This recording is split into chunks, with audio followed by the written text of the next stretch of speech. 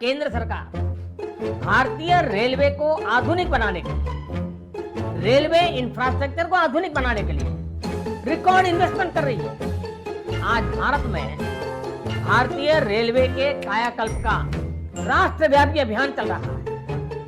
आज वंदे भारत, तेजस, हमसफर जैसी आधुनिक ट्रेनें देश में बन रही हैं। आज विस्टाडोम कोचेज रेल यात्रियों को नए अनुभव करा रहे हैं। आज सुरक्षित आधुनिक कोचेज की संख्या में रिकॉर्ड वृद्धि हो रही है।